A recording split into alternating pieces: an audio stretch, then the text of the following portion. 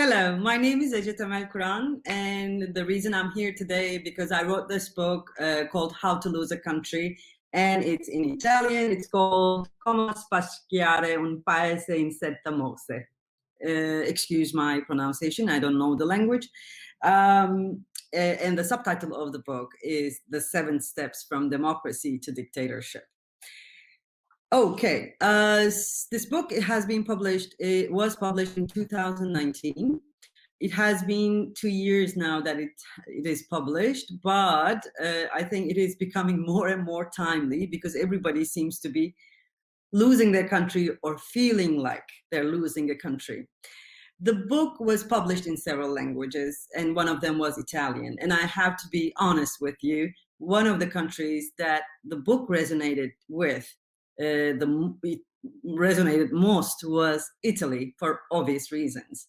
And I do think that you would understand me when I say it somehow feels a little bit insidiously happy to see that other countries finally understand what's going on in Italy and Turkey, because now they are going through a similar process of losing their country, losing their democracy. And finally, I think they understand that this rising right-wing populism or authoritarianism or new fascism, I would call it, is not particularly specific to Italy or Turkey. It is not a Middle Eastern, Middle Mediterranean, Mediterranean craziness that we are suffering from. It is a global wave in politics, and we are now finally in the same bubble, to say the least, so we can understand each other better. And this was actually the reason I wrote the book, because in 2018, 2017 and 18, I was writing the book and I was watching the world going through the same path where Turkey ended up, where Italy ended up, in fact. And I was trying to tell people that this is a global matter, so it requires a global solution. And that solution can only come from a global opposition against the global rise of right-wing populism. And now from India to some African countries to obviously United States, all around the planet, I think people are agreeing with me more and more that we have to fight this together, because one reason is that all these right-wing populist leaders, even though sometimes they look like they're fighting with each other, they are actually learning from each other. They are sometimes in active collaboration with each other, like we saw in Nigel Farage and Trump, or Putin and Trump, you know, saga. This is the first reason. And the second reason is, I do think that this global rise of right-wing populism is the mutant child of the crippled representative democracy that we are experiencing today. One of the reasons that we are experiencing right-wing populism is that the social justice, which was, very much necessary in democracy, was removed from the fundamental contract of democracy, especially after the 1980s.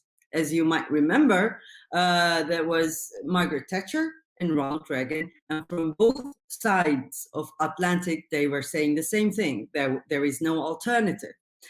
By time, I think many of us, willingly or unwillingly, began to believe in this, that there is no alternative, and we became lazy citizens. Well, I'm talking about ordinary people, of course. So, and we kind of normalized degrading democracy to voting and diminishing the entire democratic experience to the ballot boxes. And finally, we came to a point where, count of the votes is the only way to make ourselves heard, which I call infantilized democracy. So, as the subtitle says, there are 7 steps in losing a democracy.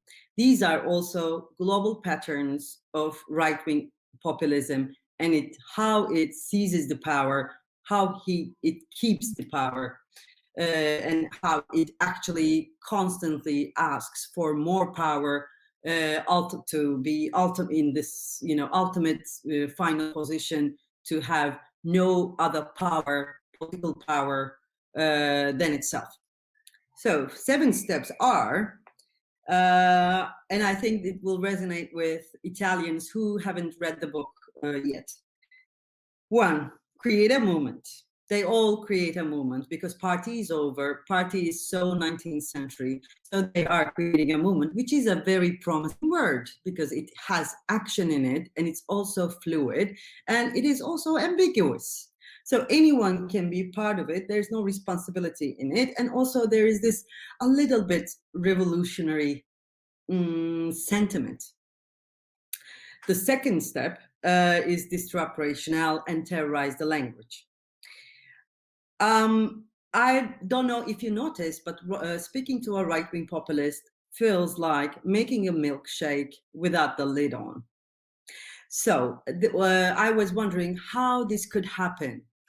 Why are we constantly paralyzed, or why do we go constantly crazy when we are trying to have an argument, have a discussion with the right-wing populists? So I looked into the logic of right-wing populist discourse and the logic of their discussions to understand how they are operating on the logical level. So I found out that they are actually using calculated ignorance and schizophrenic logic, to put it very mildly.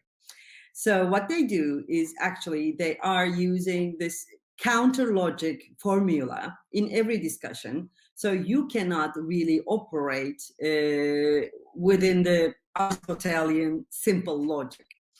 And funny, fictitious dialogue in the book between Aristoteles and a right-wing populist. So you can see in the book how Aristoteles goes really crazy while trying to have a discussion about Socrates being human and how humans are all mortal. Anyway, you'll see that in the book if you want to read it. But one important thing about this step, disrupt rationale and terrorizing the language and terrorizing the entire political communication sphere, is that social media is massively used in this part. And this is actually the part, the most important steps in 7 steps of losing a democracy. Because after this step, the opposition cannot really operate in a healthy way. It just loses its bearings, and then it is very hard for the opposition to pull itself together and act, in a healthy, politically active way, so to speak. So we are using a communication sphere, all of us together, and this communication sphere is unregulated. So basically, we are operating, all our communication is taking place in the jungle of communication, where the powerful, the mighty has the last word. This is as simple as it is.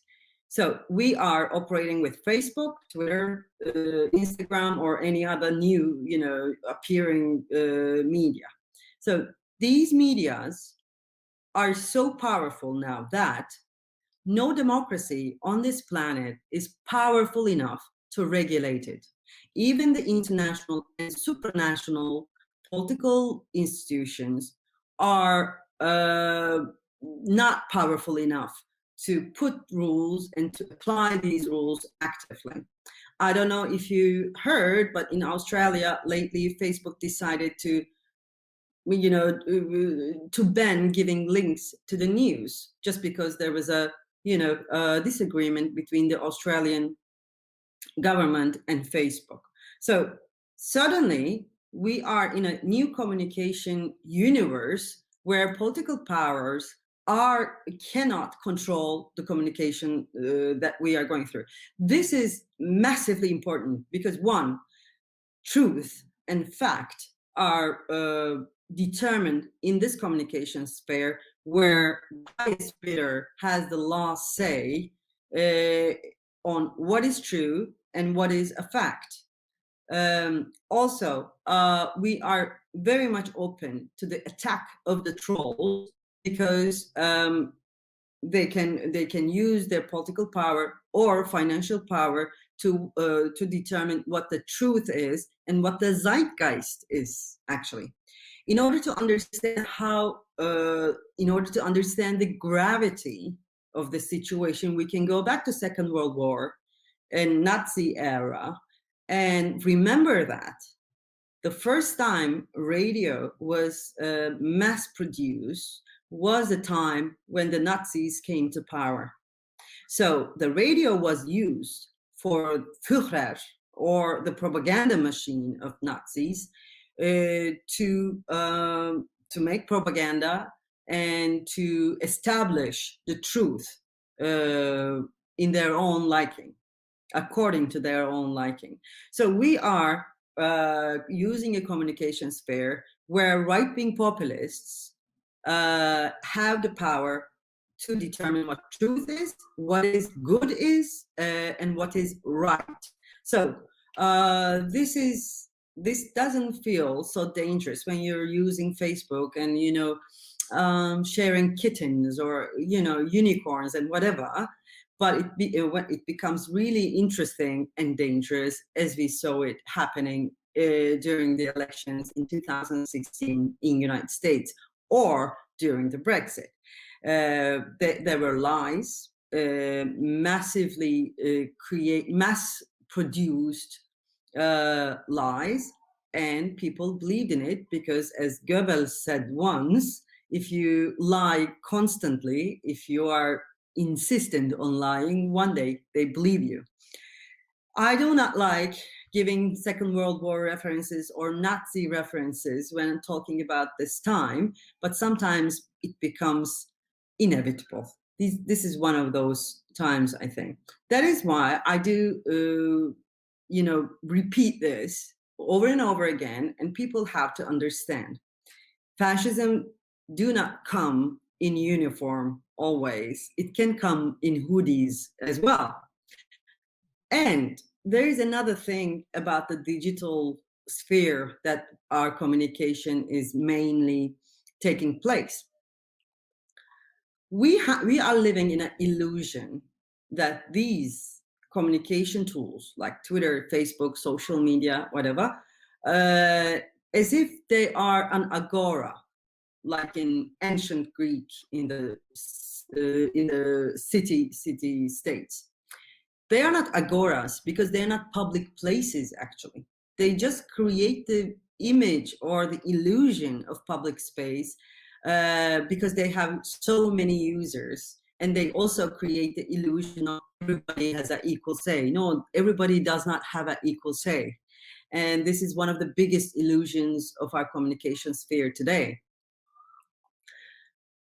What we think as a public communication sphere is actually all these companies. They are, in fact, the garden, a private garden of some men. So when we oppose the political power, or when we try to build solidarity among opposition, or when we try to discuss politics, whatever, we are all doing this in the private garden of someone. And it doesn't feel like it could be, but one day this owner of the garden can say that, no, get out, it is over, it is time, like, I don't want you to play in my field or my garden anymore. So this feels impossible right now because we are so used to it in a very short period of time. But actually, social media is a shop that can be opened and that can be closed. So we have to remember now and then that we are operating politically and personally, operating in an unregulated space, which is actually belonging to someone who doesn't have much moral or political compass. Coming from here, we can move to the third step, which is remove the shame, immorality hot in the post-truth world. As I said before, this communication sphere is like an open buffet of facts and truths. And since 1980s, as you know, we tend to start talking by saying, I believe, I feel, because this neoliberal culture do not want antagonism or confrontation. Why? Because once Margaret Thatcher and Ronald Reagan said that there is no alternative. So what are we going to discuss? Why are we supposed to imagine another world? Why are we supposed to refute this world, this system? So we do not, we are living in a system where antagonism is not very much preferred. So what is the connection with post-truth? In this environment, truth or truths become item on the open buffet. You can believe in anything, you can feel like anything, you can think anything, as long as you don't tamper with the power relations. Many people, and including the journalists and some thinkers, tended or still tend to think that post-truth and the perils, the troubles of post-truth is a technical matter. If they think that if we can double check everything, if we can double down on double check and whatever, do all the fact checking thing, this post-truth period in our history will be over. Whereas I think that post-truth is a moral concept. It is arising from our dominant moral values, which are the moral values of neoliberalism.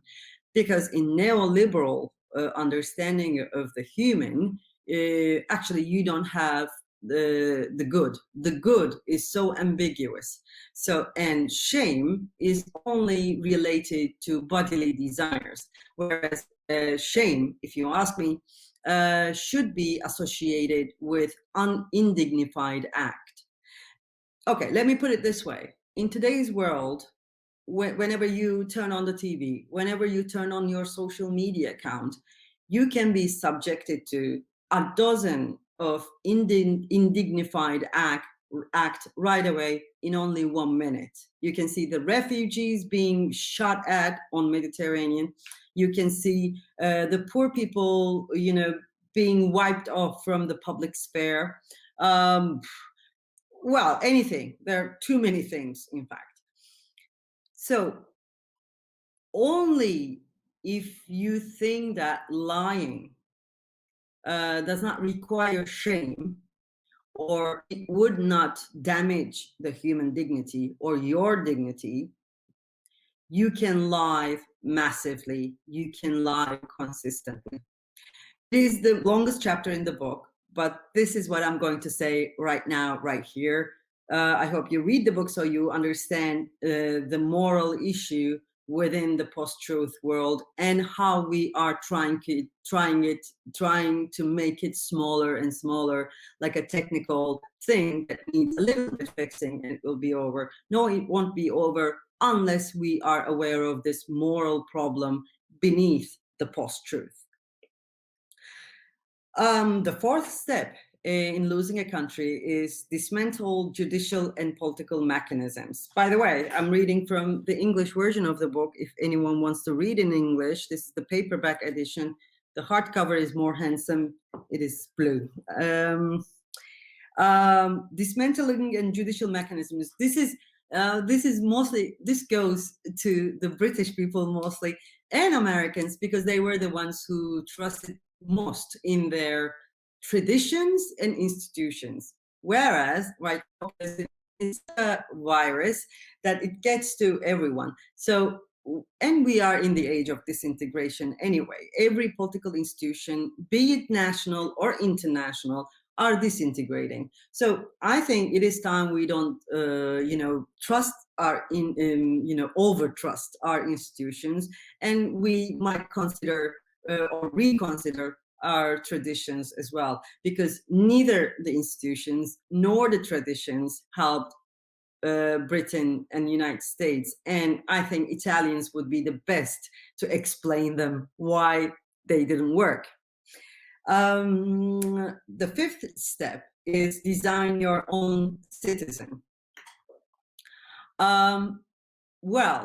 Italians would again understand this, because your the original evil, I would call it, your former prime minister, who brought this new role model to Italy, which we suffered as well in Turkey, because I remember Erdogan saying, "I want a generation who is holding to its grudge and religion."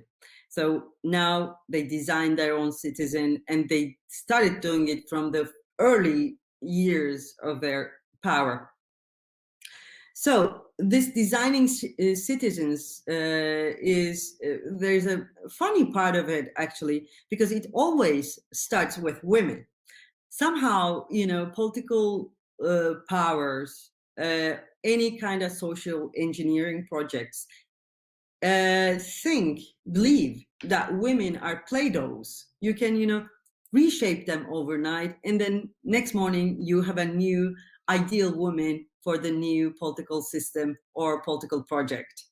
So it happened in Turkey like that, and now I'm seeing it happening in United States. It happened in United States as well, in India, everywhere.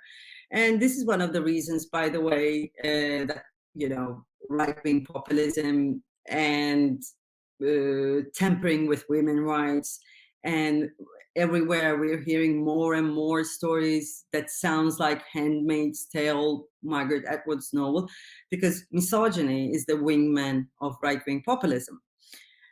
And it has been so since the early years of fashion. And the sixth step is let them laugh at the horror. Political humor is such a powerful weapon against any kind of totalitarian regime. That is true, and I cannot refute that, and I wouldn't be against this idea. But in recent years, especially in Turkey and in other countries as well, I saw that this political humor is becoming not so much of a weapon for resistance, but rather a very comfortable shelter that people do not want to get out of. They somehow started to believe that as long as we can laugh at these leaders, nothing will happen to us, which is not the case, as you know. And this is and on social media especially, our lust of sharing these jokes. I'm like, I want you to pay attention to our lust and obsession of sharing jokes about authoritarian leaders. There is something that tells me that this is the bitterness of the defeated, because I feel some defeat there. It is not the joyous reaction of a struggle or of the resistance, but rather we couldn't do it. It feels like we couldn't do anything, so at least let's laugh at our reality, which is creating an illusion that we are reacting to the authoritarian regime, but actually it doesn't hurt them, or it doesn't even touch them, and it doesn't change the realpolitik that we are subjected to. So the final step is build your own country. Well, when this step comes, it's already too late. I have to tell you that. It is a step where, the fascists begin to tell you, love it or leave it, as once McCarthy in the United States said. So I am now living in Zagreb since 2016, since the coup attempt. And, as you might already know, Mr. Erdogan and his party, his complete political web, decided to use this biggest crisis of Turkish democracy as an opportunity to, harden its fist on opposition. So many of us had to leave, and those of us who are resisting still, who can manage to resist, are in Turkey. But yes, it is the step where the right-wing populist or the fascist leader designs its own country, draws the borders and leaves several communities or the opposing people, opposing masses outside that country. And this begins with the step one, creating a movement, because when they create a movement, they start talking about real people, and then suddenly you're the oppressive elite, you're not real people. That real people in the first step, which was create a movement, is finally coming to fruition when they design their own country and you have no place in that country. This is a depressive subject, obviously, but I try to make it as joyful as possible, because these are not only the steps of losing a country, these are also the steps that you have to be careful about so that you don't lose a country. The book is written in an ironic way, like a manual for a beginner dictator, but actually it is also a beginner for a beginner in resistance, so you can watch out for these steps and react immediately without wasting any time. Thank you for listening to me. It's always a delight to talk to Italian audiences, and I'm hoping to come there as soon as possible.